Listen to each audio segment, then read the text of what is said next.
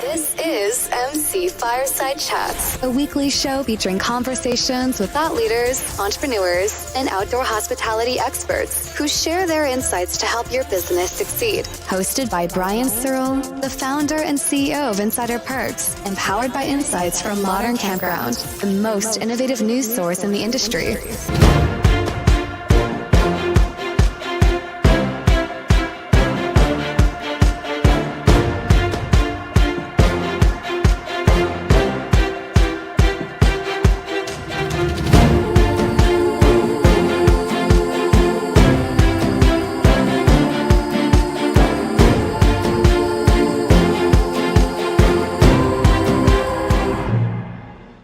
Welcome, everybody, to another episode of MC Fireside Chats. My name is Brian Searl with Insider Perks. Super excited to be here for our third week Campground Owners Focused show. And I haven't been here for 2 weeks. We took a week off for the first time in, I think, 2 years.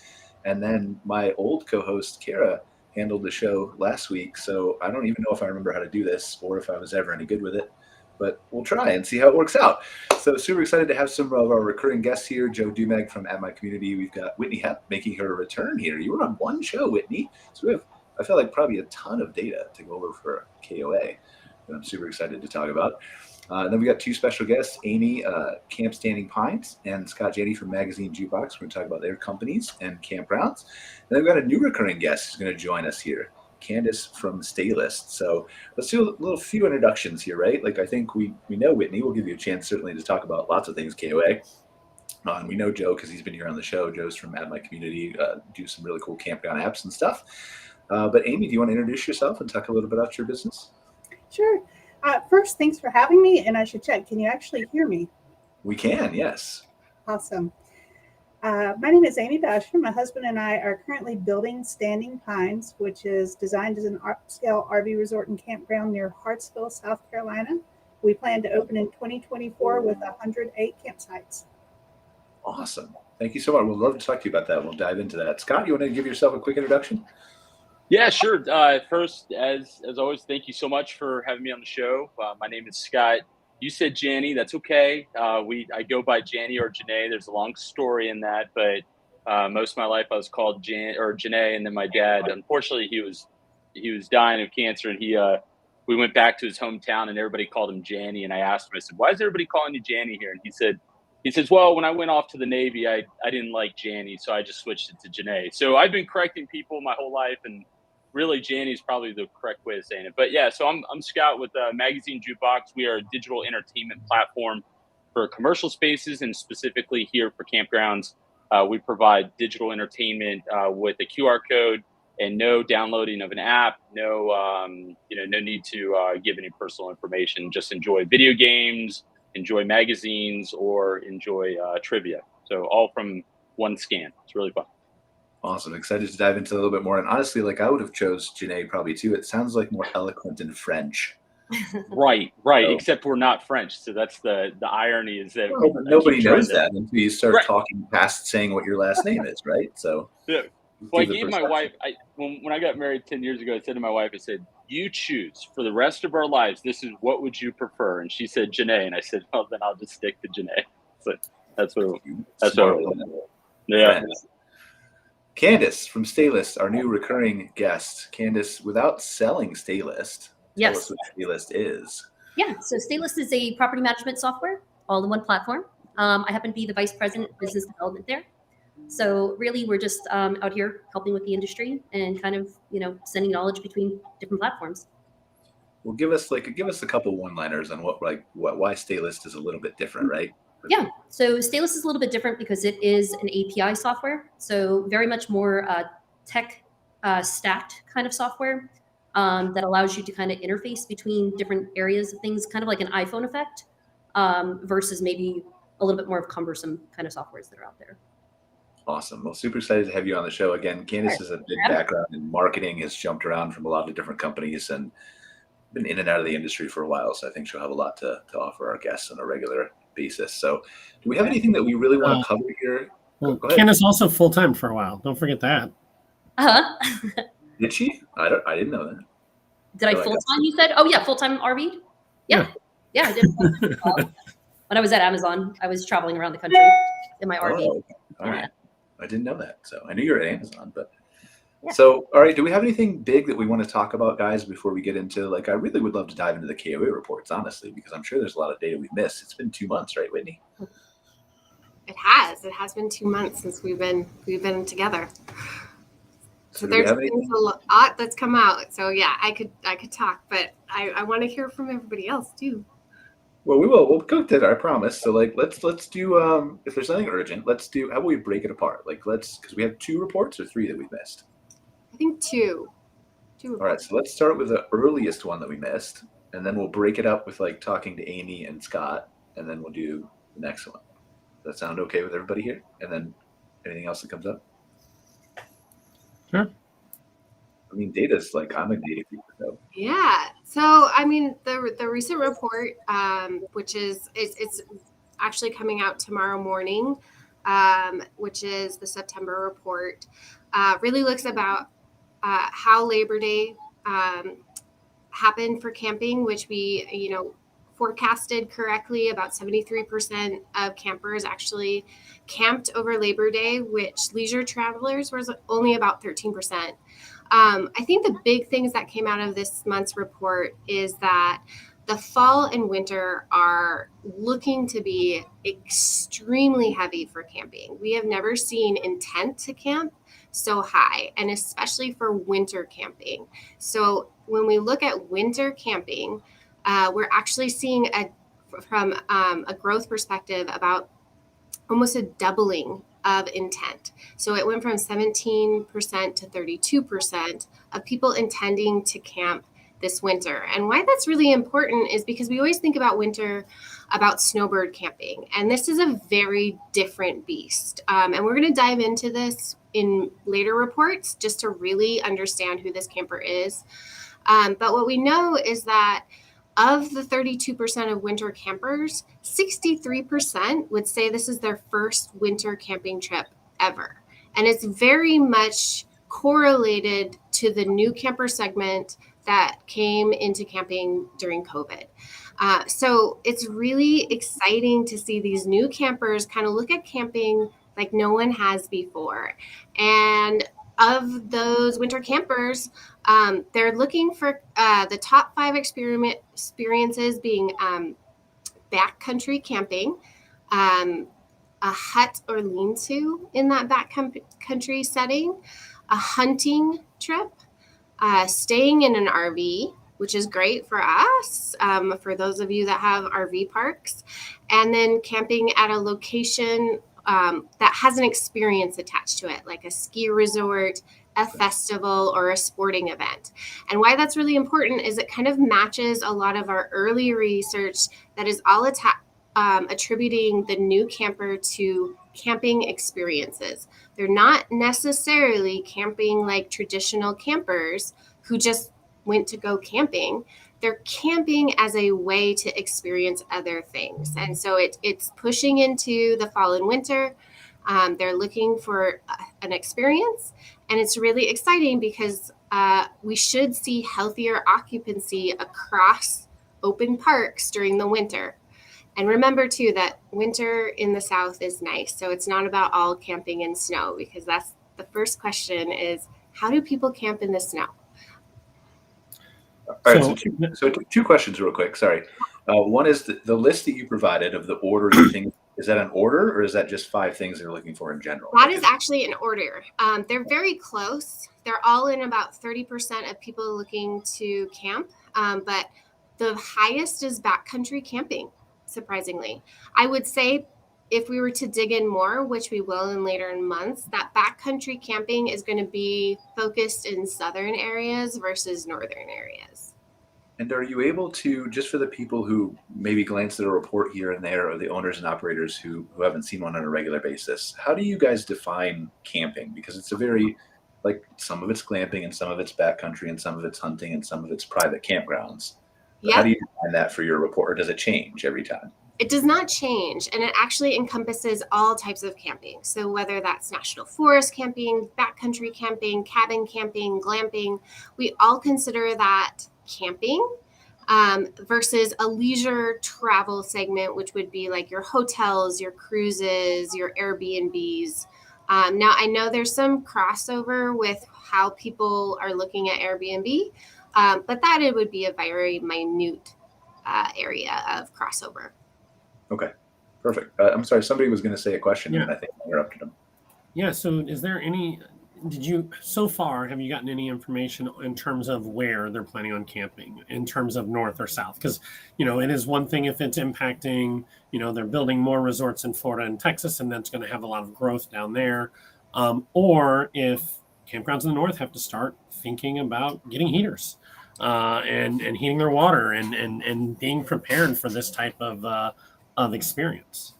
Yeah, that's a great question, Joe. So we haven't, that's one of our attempts for the next couple of months is really defining some of this even more into detail by regionality and like expectations of the camper. Well, what I would say is that a lot of it's both. It's yes and. So what we know is that a lot of these traditionally snowbird camps are getting a lot of requests for non-long-term. I just want to come down in RV for a few days or a week. So it's not that traditional snowbirder that's looking to go south. They're just looking to camp.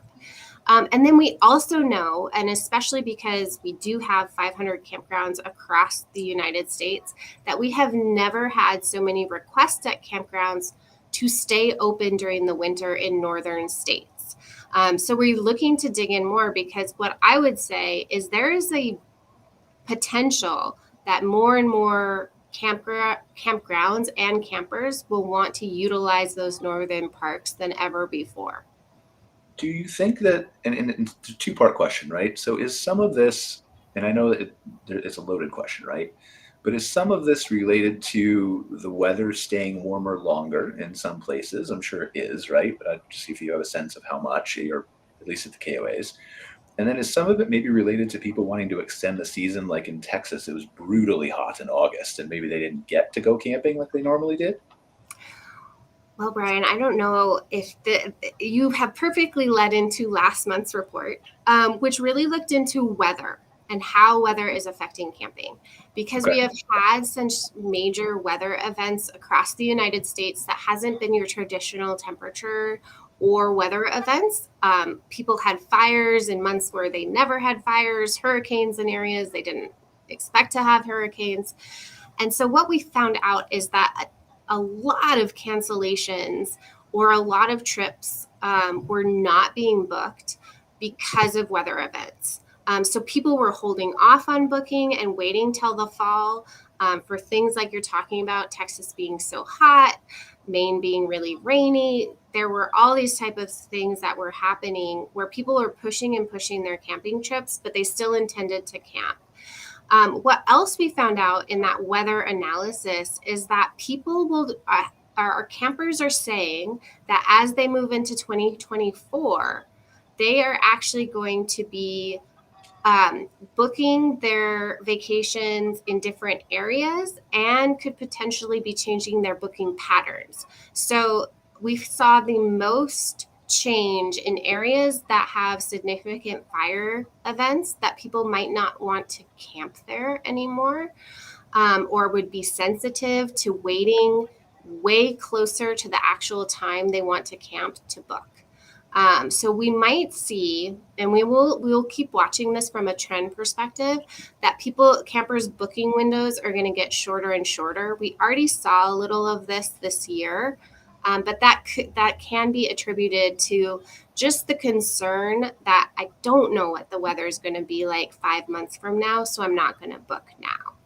Well, I can definitely understand, especially the fires, right? So my girlfriend's parents have a cabin out in Lake Shuswap, which we've had crazy wildfires up here in BC over the entire year. And we went up there for 2 weeks, and I think maybe the third or fourth day in, the huge fires got within 40 kilometers of us, and the whole lake in front of us, you couldn't even see 20 feet in front of you, and it was just terrible. And so I think I understand some of that hesitancy to shorten that booking window to say, well, I just want to make sure there's no crazy fire happening nearby that's not going to ruin my vacation.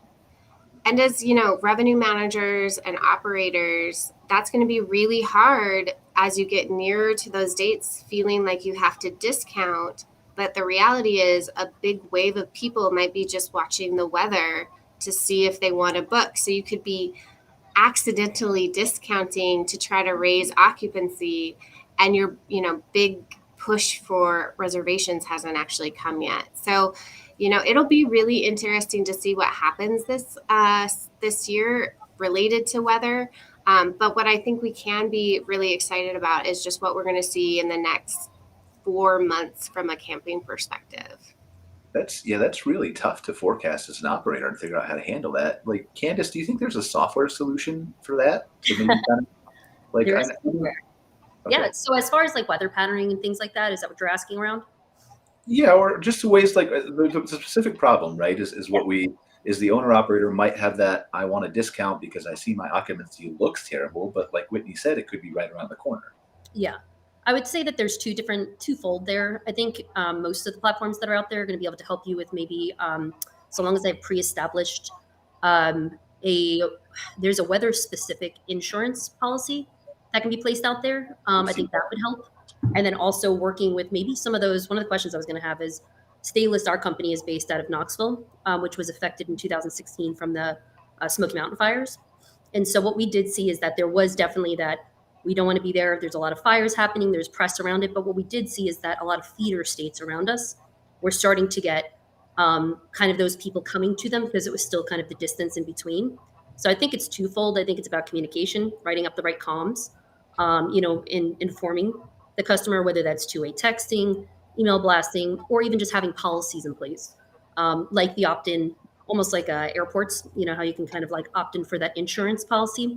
I think that would put a little like validity behind a customer not completely saying I'm not coming, but kind of maybe and also giving them the insurance of a flexible cancellation policy too, sure. Right? So book and then if anything happens, you have 48 hours before, 72 hours before to cancel with a $10 or whatever they charge you, right? Mm-hmm. A credit system. Another thing with that would be like being a little more flexible on the fly. So once something like that happens, once a weather event happens in your area, if you have the ability to transition to a little more longer term, right? Because what happens then is you have workers coming in. So it's a different type of camper, a different type of experience, but they have to go somewhere and they're traveling in RVs many times. So a lot of those areas have an influx and a need to house people. Well, I think what's most interesting to me is like we've talked about this in the past, but it's mostly been narrowly related to wildfires or a hurricane in Florida.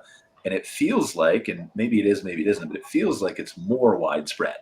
Hurricanes and wildfires and droughts right?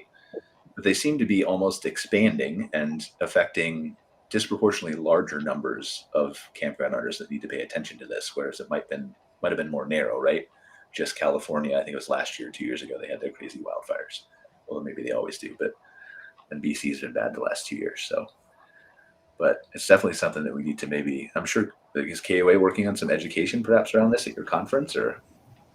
Yeah, so I mean, one of the things that I think from an education standpoint that all campground owners can really talk about is the insurance. How does insurance work with all these weather events that are affecting us? Because I do, to that point, definitely we're feeling like it's happening more. And in not in the same areas that you would always think, like California always has wildfires, but Maine having a hurricane, that doesn't happen as much. So like we're seeing some different states impacted by things we never saw before.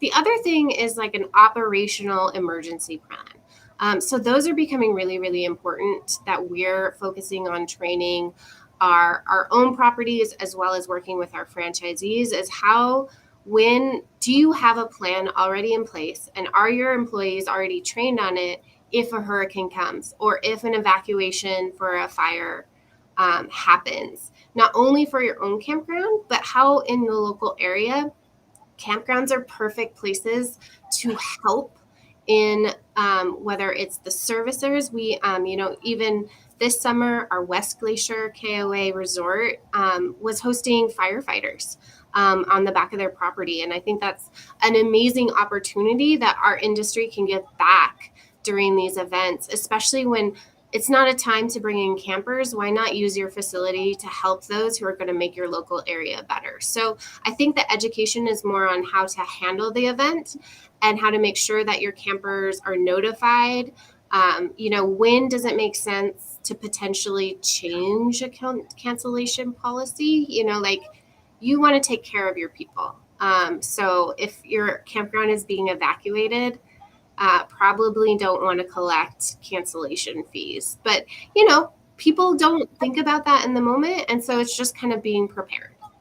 Well, it's also one of the hardest things as an operator, right? Especially with a seasonal campground. If you take Montana, for example, right? If you're only open for 6 months out of the year, or a Michigan campground, or all of Canada, maybe, except for BC, it's also hard to balance that, right? And the right thing I think most people would say is to waive the cancellation policies. But if you're looking at your pocketbook and saying maybe I'm going to be out for the next 3 to 4 months, at $10 sometimes makes a difference.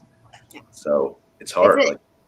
It is. And I think one of the things that was interesting is like the top 3 reasons for canceling a reservation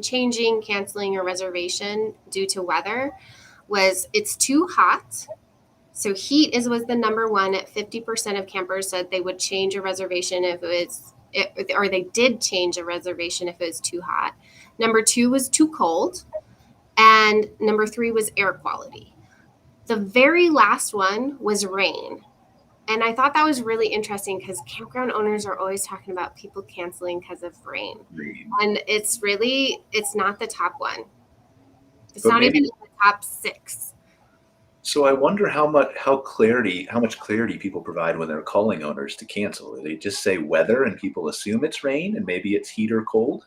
Or kind of like, you ask people, how did you find me? Google, the internet. Really? Like, it would help me if you were a little bit more specific, right? Yeah. Or a self-reporting issue. Yeah. People think they might not cancel due to rain, and then it's actually raining that week, and you're like, oh, it's not going to be that fun. So I got a quick question. I didn't know if I'm supposed to jump in or not. Of course you are, yeah. So just out of curiosity for KOA, so a lot of our parks that we work with, we do have, of course, weather insurances that are there, but also credit systems.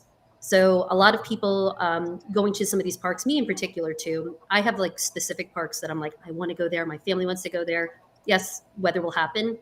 But there's a few parks that will just use credit systems or gift cards that will last throughout the year. Because like Joe said, just being a full-timer, I have my rig, right? So I can just leave, go to a feeder state that's maybe a couple 100 miles away, come right back once that's kind of cleared up in the next couple of weeks.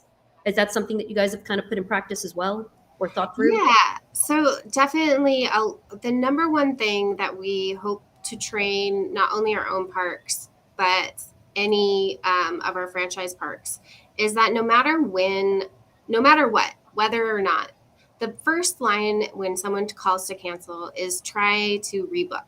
So move the reservation. Hey, I get it. Your leg is broken. It's raining, whatever. What about 3 weeks from now? Or, how about coming back in another year? Is save the customer and make it almost a win for them is let me get you somewhere else and push this out. But you save that customer and that reservation. So a rebooking strategy is our number one priority with any modification, any cancellation coming in. We don't have a rain check exactly policy. We have a wait list. We have the gift card, which we can do as well. But to your point, the last thing you want to do is actually cancel the reservation. So there's a whole bunch of things you can do before that we would suggest to our parks doing before, if you can, doing it before the cancellation itself. Because you'd rather have the 60, 75, 200 for a cabin than you would the $10 fee and lose them. Exactly. And back and all that. Exactly. If I could just chime in. So I'm a camper. My wife and I just purchased a 45-foot fifth wheel. So we're clampers. We take the house with us, as I like to say. But But it's I posted this, and one of the biggest ways that Amazon got ahead of or got mass buy-in early on was taking away the fear of returns, because people didn't want to deal with the returns, and so they made it simple. And what my wife and I have learned is that most of the KOAs, we like to go to KOAs, assuming that now they can hold us. That's a whole different story now, trying to find campsites that can hold a 45-foot camper. But what we've found is that most of them are very willing to move the reservation. Like, that has not been an issue, and that really helps alleviate a lot of the fear and concern that we have with booking with anyone. In fact, sometimes it's been kind of neat where if we had to cancel due to whatever the circumstance was and we move it, then they let us know, like, hey, good news, the new week you booked is actually a lesser week, so you're actually going to still get a refund for $40 or something like that. So sometimes that works. And then when it goes to a more expensive week, they just lock us in at the rate that we already booked, and they're allowing us to rebook for that week. So then we're not paying anything else out of pocket. So I found that experience to be really helpful, and KOAs have been really good about that. Well, that's the other side of that, speaking as a guest, it wasn't about a year ago that I was in Florida as a guest in a campground during a hurricane, and I opted to stay. I wanted to stay because I grew up in South Carolina. I'm accustomed to hurricanes as weather events, knew what to do. I was very glad that I did as a guest. It was a great way to experience the campground in a much less crowded way. And then it was a great way to experience some of the attractions in Central Florida when not a lot of other people were around. So I don't know, I almost think as both a guest and an owner, there might be an opportunity to offer some guests who want to be there a different experience than they could get at any other time. Well, that's fair. I think as long as you're balancing it with safety, right? So that's also a fine line you have to walk. Like, you don't want to say, like, feel free to stay during the Category 5 hurricane and we'll do fun activities because no one else, right? But Yep. I think you're right. I think you're right. There is definitely when you're talking about too cold or too hot or some of the smaller complaints that don't involve life-threatening disasters, that there for sure is an opportunity there to take that and turn it around to somebody who might be willing to stay, right? Like, we have, if you're coming to our park for activities and it's raining outside, well, maybe we're going to move our activities indoors is a very, very simplistic example of that. And just communicating that to the guests. And that might, if they just want to make their kids happy, they can still do that, just not maybe outside during that first day or whatever, right? I assume that's what you need. Well, what's funny about this, guys, is that we're leaving Friday and we're heading up to Williamsburg, and right now it's calling for rain and thunderstorms the whole entire weekend. Like, we know that that's what we're about to go into, and I call it in my world I call it the rainy days, DAZE. It's the rainy days of camping, because it kind of puts you in a daze. Like, what are we going to do to entertain? And but we still go. Like, this is our third camper, and it's funny because if anybody's watching, they're seeing me smile or laugh, because every time you guys bring up a problem, I just like, oh, I can relate to that. Oh, I know, I remember that problem, and so our first camper we got was a very small camper, and it was blistering hot. It was probably 106 degrees out, humid here in Virginia where I'm at, and there was no tree shade for any of the campers. It was just miserable. And then my son rubbed lotion in his eye, and his eyes were bloodshot. It was just like everything that could go wrong went wrong. And that immediately made us upgrade to a 2 HVAC, camper. And then we enjoyed that one. But then you talked about it getting too cold and freezing. Had been there, done that. Pipes froze. Had to go out and run to Camping World to grab a quick heater hose and hook it up and get water running again. And so all these things I can personally relate to. And our first camping trip, what's funny is our very first camping trip was actually in all rainy weekend. And here we are getting ready to take our new camper to an all rainy weekend. So it's kind of like a rite of passage. Like, when we buy a new car, we order a pizza, and now it's like rite of passage is for the new camper, we're going to go into a rainy days. So this is interesting. We have two dynamics here, right? We have the RV industry who wants to sell parts and new rigs, who wants the weather to be terrible.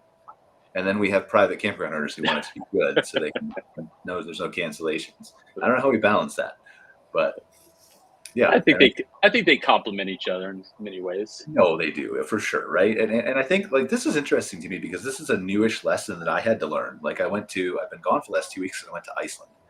And when I was planning the trip, like September is one of the rainiest months in Iceland, and obviously everything is outdoors there if you've ever looked at that country.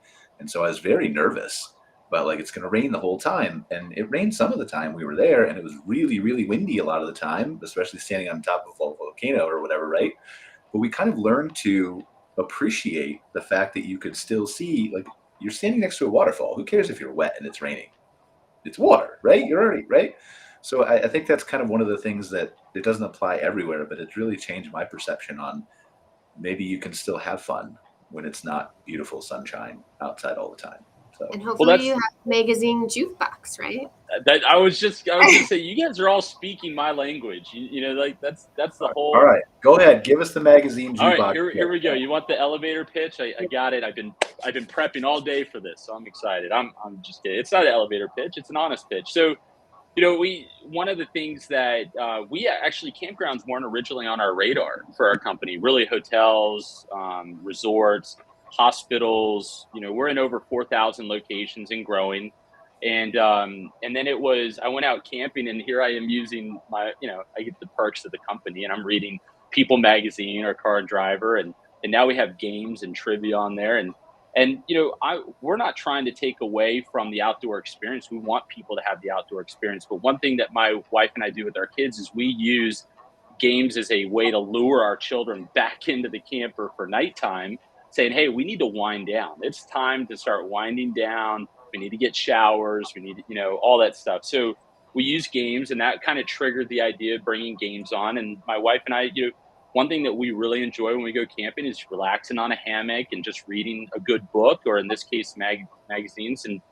And that's where we're finally like this, deer in headlights kind of moment. And I said, why are we not pitching this to campgrounds across the world, and especially across the country? And my wife said, well, I don't know, why aren't we? She tends to do that, which spars on me, like going into all this R&D. But, so we, so I said, hey, look, this is definitely a product market fit for us. And what we've noticed every time we check into a campsite, they always hand us a piece of paper or something, it's a map of the site, or it's other QR codes that are on there, things that they can do, or maybe it's your Wi-Fi login if there's a Wi-Fi available. And I just said, we're such a simple fit that all we do is we give them a QR code. QR codes are geofenced, so they only work in that facility. And that way people can enjoy entertainment on their phones. They already have their devices. They're not, people are not leaving their homes without their phones. And so then when you check in, you get to enjoy magazines, games, whatever.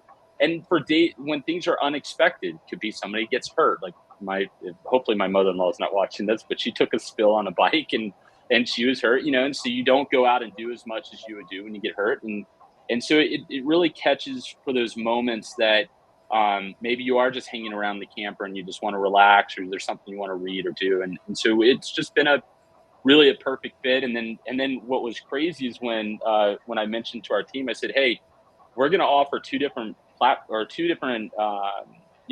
ways to purchase our product.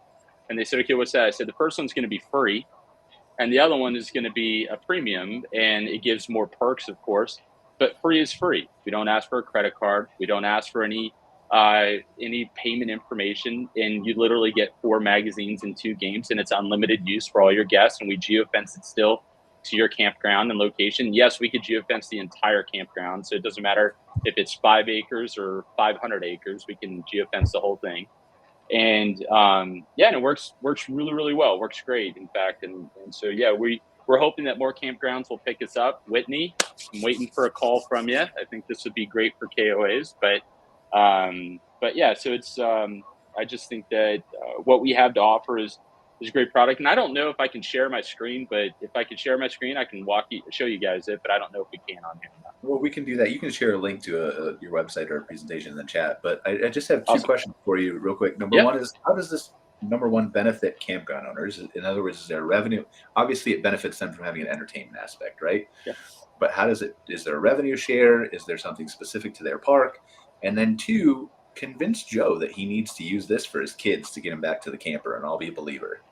Yeah. So yeah. Well, with all your kids, Joe, I don't know what entertainment they like, but I appreciate the challenge here, Brian. But yeah, so first and foremost is on our free. So we call it our free program. There's no revenue share because we're covering all the expense. We're covering all the server costs and all that. So there's not going to be any rev share in the free side. But on the premium side, which is only $40 a month, and we offer it to campgrounds for 50% off for the whole first year. So it's only $20 a month, and that's for the entire site, unlimited use. But they get 2 ad placements on our platform. So when you first scan, an ad placement will pop up, and it will be able to say, hey, sign up for our newsletter, or it will say, go to our Google page and leave us a review. And so you're really catching people in a very happy moment. You're also catching them on their phone because they're getting offered some sort of entertainment while, it could be a rainy day, or it could be, really blistering hot or super cold, who knows? But so they get the 2 ad placements that can help drive revenue. And then we place ads throughout the remaining, and there's certainly opportunity for rev share. We've always had this saying in our company, which is it's always great to get to the top, but it's really lonely if you go by yourself. So you might as well bring everybody with you. So we don't have a desire to have a 90% margin here. We're totally okay with the 10% margin. But I really want to have Joe ask you questions, because he's been developing a really nice campground app for a while, which is not the same as what you're doing, but has a few crossovers. I think Joe would agree. So Joe, I'd love to have you just ask questions and see. Well, actually, I thought originally we might. So you're not actually providing any. You said that Campground hands out a lot of information. Are you providing that information for them as well, or is it you're providing an entertainment platform for them to go and see People Magazine and Time Magazine, not necessarily the campground map? Great question. So we actually offer the entertainment. So if you have an app, for example, if a campground has a specific app, we actually integrate into their app. So they don't actually have to offer the QR code, but we still encourage offering the QR code, especially if they have like a laundromat. Great place to put us, because people don't want to leave their laundry and walk away. So it gives a source of entertainment right there on their phone. And there is a true thing, and Joe, I understand apps. I have plenty of them on my phone.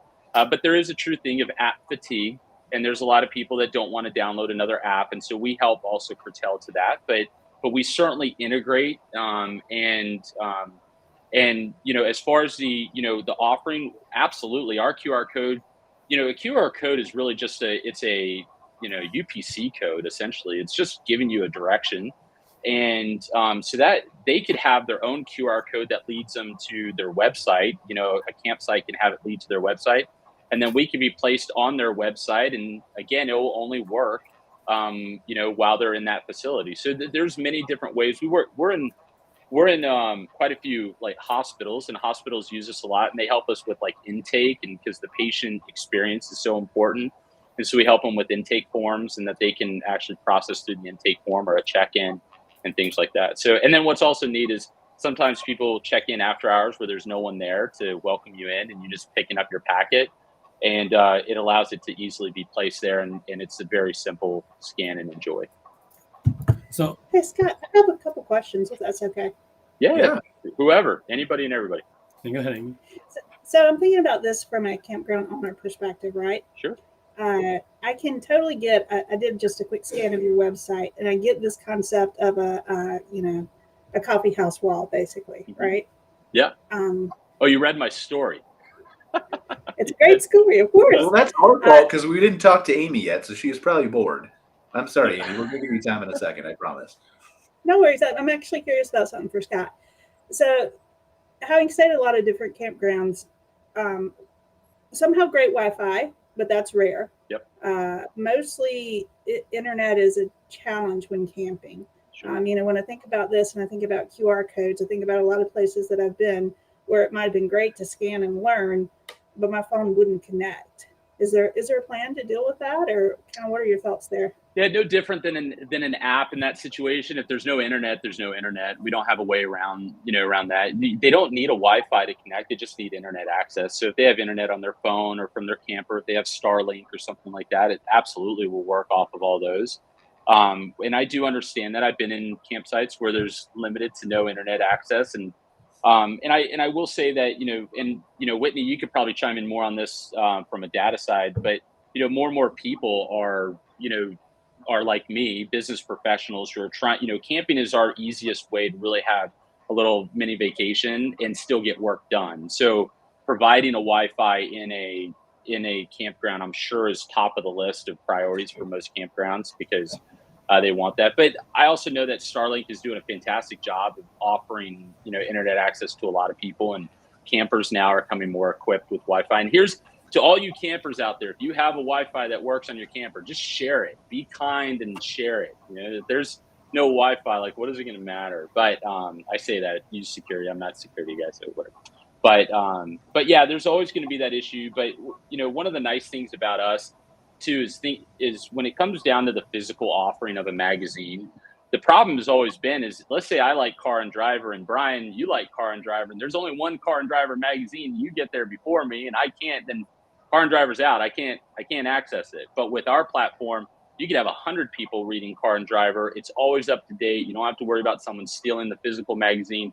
It's just, and also from an eco standpoint, it's very eco-friendly because we are zero emissions. We don't cut down trees, and works really, really well. So once they scan your QR code, then are they prompted and required to give you location access then? Yeah, so great question. So yes, we do ask for their geofence. We do want to verify their location because that's who's paying for or has requested our service. So if we didn't do that, then someone would take a picture of the QR code, throw it on the internet, and guess what? Whitney, Brian, Candice, Amy, Joe, everybody would have access to People Magazine. And guess who would be calling me? Meredith would be calling me and saying, hey, you're not supposed to be giving away our magazine to everybody in the world for free. So yeah, so we do have to geofence it. And also for those who do pay for the service, think about it, they're not paying for that service for their, the next over maybe KOA or campsite. They're not paying for them, they're paying for their site. So it shouldn't be in that case. But for those who don't want to give their access, which that happens, we understand that, we immediately prompt a code that is unimpeded, and it allows us, they have to give a little bit of information though, like they may have to give like at least where they're at and that code, and we recycle that code every week anyway. So that's how we protect that it's not just a code that's being spit out. So they may get the code one time, but they have to come back there to scan the code in order to get that unimpeded code. So we understand the limitations there on both. Not everybody likes to give their location. All right, I want to talk to Amy and give her some time. But before that, I have one question. I want to play devil's advocate with you, right? Yeah. Why do I care about magazines anymore? Not just print, but like if I can go to caranddriver.com and see way more articles on there than why? I love that question. So first of all, so most of the offerings that we have on magazines have restricted paywalls on all of them. The content that we provide is not something that's readily accessible. Now, there are certainly people out there that pay for magazine apps because they're magazine junkies, perhaps like me, or those who pay for audible books and things like that. When it comes to finding the content on the internet, there are definitely snippets, but the average consumer has not read a digital magazine cover to cover. In fact, the last stat that we saw was like 85% of most have not read a cover to cover magazine digitally. But the other component to that too is that it only meets the need of one person, and it doesn't meet the need of the whole family. So you, again, may want to go and find something with Car and Driver. You have to get over paywalls, which they have paywalls everywhere. And so then good luck trying to get through those to find the content. And then on top of that, you have to, then you're asking your wife or your kids, your girlfriend, boyfriend, whatever, they need to go find it as well, when everyone can just centrally scan one singular code and it works for all devices and they can all enjoy it. And also, I'll tap into this. Our stats stand for itself. Last year we had 9,100 users, and by midway through this year we've had 35,000 users, and we're expected to hit 100,000 users by the end of this year. and we're expected to hit almost 1 million users by the end of next year. All right, I feel like I could be tougher on you, but I want to talk to Amy. That's okay. I like a good match. No, it's all right. Like I'm not saying I'm a disbeliever. I'm just playing devil's advocate. That's all, right? I all right, but let's talk that. to Amy. Amy, tell us what you're building. So we're building a campground. I'm curious, just almost want to ask for a show of hands. I know that Scott has an RV. Are all the rest of y'all RVers as well? No, I don't make enough money to afford an RV. That is a lie. It's so sad. We can always rent you one. Do you not have one for real? There you go. Good job, No, Amy. I don't have an RV. I don't have an RV. That's wild. I have one. RVs are so much fun. We picked up our first one several years ago when our little girl was small, and some of our best family memories are camping with her, watching all the silly fun things that she did. Kids are a trip. So after a couple decades of corporate life, my husband and I wanted to do something different. I'm originally from South Carolina, wanted to come back closer to home. So we had the thought of, like many others do, buying a campground. This was a couple years back. There were not a lot of great campgrounds on the market at that point, and those that were seemed to go very quickly. So we thought about building one instead. We started looking for land, found a place here about 15 minutes from Hartsville. So we're about 35 minutes off of I-95, 35 minutes off of I-20. We bought almost 90 acres. And Whitney, I'm not sure if you would have known him, but Homer Staves with Staves Consulting did our initial. I know Homer too. Yeah. Everybody knows Homer. Homer is awesome. They did our initial feasibility study and design. So Scott, you're 100% fit in any of our sites. The smallest are 50 feet long. So nice. We're really trying to design for the park of the future. We got a good mix of pull through, back in cabins, glamping, and even some tent spots, because I do think that in this area, tent camping is going to be popular. I was really particularly interested at the top of the segment, some of the reporting on experiences, because that's kind of a key bet for Standing Pines. We are spending more money than I want to think about in developing really nice amenities for our guests. Everything from a resort-style beach entry pool with bubblers and fountains and wet suntan loungers, to the pond and the fishing. And I think before this thing is open, my husband's going to convince me to go ahead and put the pickleball court in somewhere close to the miniature golf. So I love it. Hopefully, you're right. It's all about the experiences and kind of the key learning we've had in the last several months is really being a part of our community. The comment was earlier that the KO Park that allowed firefighters to stay on property while they were there to help really kind of that hits home with me, because I think that's an important part of being part of the community. So we started doing some conversations with some folks around town. 3 parcels behind us, 5-minute drive, there's an organization that does horse and dog rescues. So they offer trail rides and horseback riding lessons to the public for like $35 an hour. So we won't have horses here, but we'll have a good connection to guests who might want to go and for the first time ever, book a ride on a horse or just go pet one, because a lot of kids have not done that. Then Black Creek Wildlife Rescue is nearby as well. And I believe that they may be willing to work with us to bring some animal ambassadors on site. So I truly hope that the reporting is right and it's all about the experiences for guests, because that's kind of our key bet.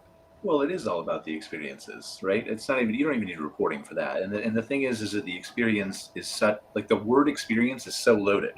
It goes from here's a warm chocolate chip cookie at check-in to a free coupon for an ice cream cone for your kid, all the way up to like really luxurious glamping experiences, right? That people charge $500, $600, $700 a night for. So experience is a loaded word, but that's always what, does anybody disagree with me? I think that's always what it's been about. It's just different at different places. Yeah. The customer experience is, a lot of that took a back seat. And, I think what's interesting about COVID is that COVID taught us a couple of things. One is we needed Mother Nature more than ever. We learned that Mother Nature was super important. We've always known that, but made it come.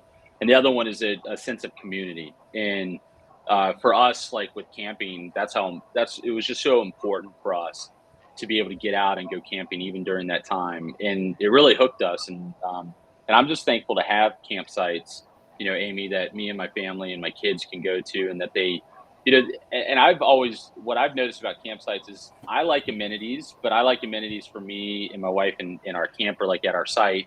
But I want amenities for my kids, because that's really, we're there to get them to wind out and be exhausted. That is our goal. By 7 or by 6 o'clock, I want them ready to, pass out by 7. So that way my wife and I can go out and have a cup of wine or a glass of wine and just relax by the campsite, listening to some music and not worried about the kids anymore. Like that's like our 3-hour window, 7 to 10. That's us, but so letting the kids be able to, wind out is super important. Joe, do you agree? Is it 7 to 10 for you too? Or is it 8 to 10? Or We put them to bed at 8 and we work until midnight. So close to the same. Yeah. Come on. Oh, man, no rest. I'm the exact same. I think a lot of women make the decisions too on the travel planning. And I know that one of the biggest things for me specifically, especially with my family, is just that memory base. So as long as I know it's clean, I'm making memories with my family. It's something I can look back on. I think that's when you're going to get that loyalty really built in and that branding. So exactly what you're kind of going after, also putting in that element of that really kind of like philanthropic kind of feel to it too. I think you're going to attract like the right people. And that's what's really cool about the industry, is that every park is a little bit different and it's intentionally made to, attract that person. So I think you're on the right path. Yes, Candice, it's funny you should bring that phrase up.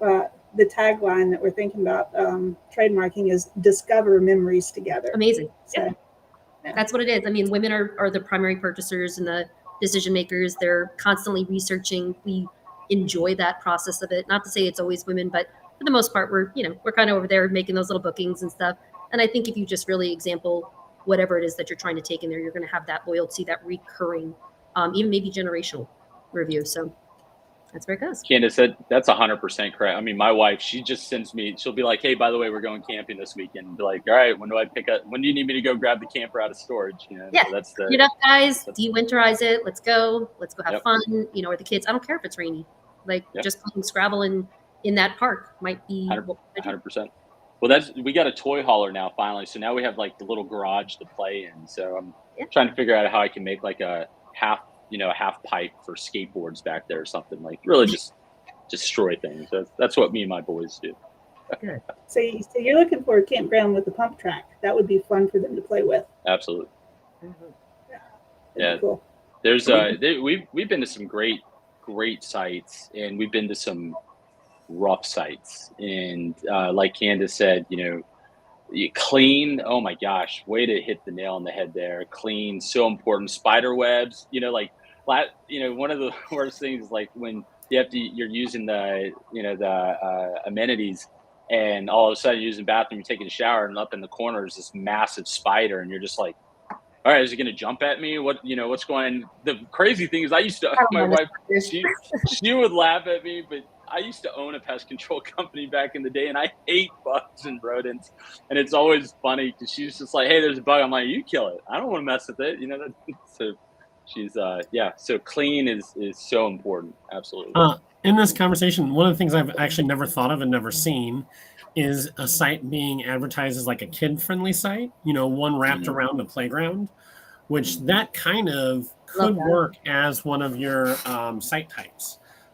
Because that's where we prefer. I mean, with 6 children, if we can just be at the camper and let them play on the playground right there, that's awesome for us. Near the playground, like near the playground, or wrapped around the entire playground. Your kid has to defend the playground from everyone else. He's right though.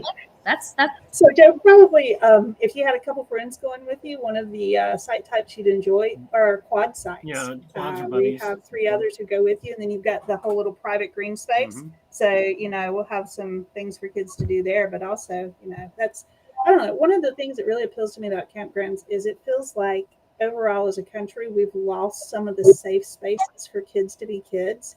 And so the thought of contributing and giving back a place where you can bring your family can have fun and it's safe, that's truly appealing. But only if you rent the site that's wrapped around the playground. You've got to be there. Right. Otherwise, Right. Otherwise, you don't. Like little Johnny can't have access to the playground. One of the other kind of, again, going on the same thing, one of the amenities that would always move someone to the top of the list just because my children absolutely love it is the lazy rivers. Over a pool any day. That's what they just love. And anytime, I mean, we've probably been to not that many, 4 or 5 different campgrounds with lazy rivers, and they'll spend their entire time in there. So phase 2. You know what's interesting? I saw this happen. It was up at Jellystone, up in called the Chickateague Island. If you guys haven't read the book of the Chickateague Ponies or something, it's a really neat read. But what they did is that they encouraged a water park company to build next to their campsite. And then they partnered with giving gifts. So Amy, as you're building that out, you may not have to fork out the bill. Talk to a water park company that may want to build next to you, and then you just partner up. That way you don't have to take on that liability either. One of the criteria on our list for where we were going to be was that we have to be within 15 minutes of a family attraction. So we're within 15 minutes of Neptune Island Water Park in Darlington County. Cool. So they have a really nice lazy river. I spent a lot of time floating on that river this summer. You're speaking my language. I'm ready to go. Here we go. Where can I find a lazy river?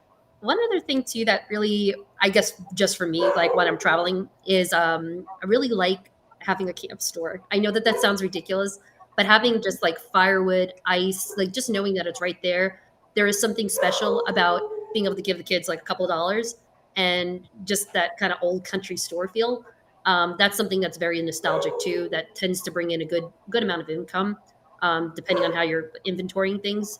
But that's just definitely something to kind of keep in mind, even if it's very limited. It just kind of has that little memory touch to it. It also bring back the adults to be lazy too, right? So that's Yeah. a plus for I want to go in there and get a soda. Yeah. Bring back I was just say, bring back the quarter bubble gum machines, and the kids throw a quarter in there and twist and a piece of bubble gum comes out. Like, bring those back.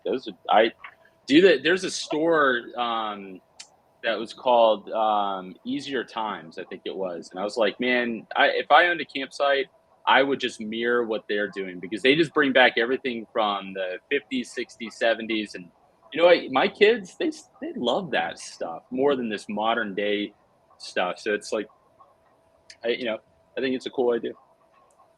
Camping is nostalgic. I haven't convinced my husband yet, but I'm still trying for one of those like whiskey barrel sit down and stare down at Pac-Man games. You remember, like we're in Pizza Hut when we were kids? Mm-hmm. Like, I totally think we should get one of those and put it in the Welcome Center by the snack bar.